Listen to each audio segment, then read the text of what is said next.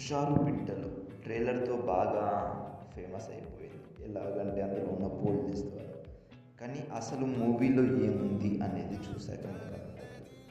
ఆ బోల్డ్నెస్ గురించి పక్కకు పెడితే అందులో ఒక మీనింగ్ఫుల్ మెసేజ్ అనేది వాళ్ళు మంచిగా కన్వే చేశారు. ఫస్ట్ హాఫ్ చూసి దాన్ని మొత్తం జడ్జ్ చేయకూడదు.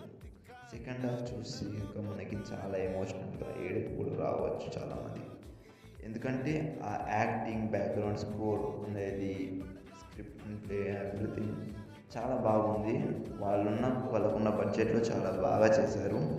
ఇంకా మనం కూడా ఇట్లాంటి మూవీస్ అనేది చూసి అందులో ఉన్న వాళ్ళ మోటో మెసేజ్ అనేది మనకి అర్థం చేసుకొని వాళ్ళు అయితే ఈ యొక్క మూవీ అనే ఒక మీడియంని మంచిగా చాలా బాగా వాడారు. ఎందుకంటే హ్యూమన్స్ ఈ చూసేదాన్ని, వినేదాన్ని చాలా బాగా అర్థం చేసుకుంటారు, గుర్తుపెట్టుకుంటారు. అందుకే ఈ మూవీస్ అనేవి మనకి ఎక్కువ గుర్తుంటాయి.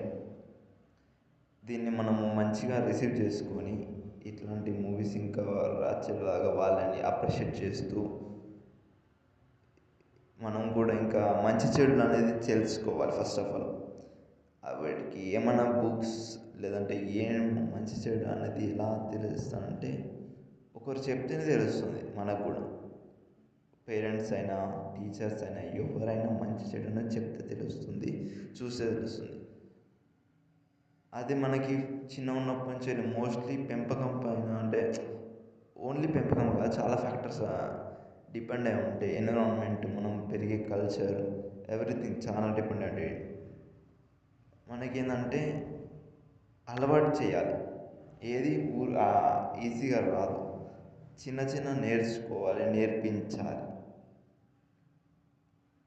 ఇంతే. నేను ఈ మూవీ చూసాక నాకు ఫస్ట్ టైం మాట్లాడాలనిపించింది, అందుకే నేను ఇది రికార్డ్ చేశాను.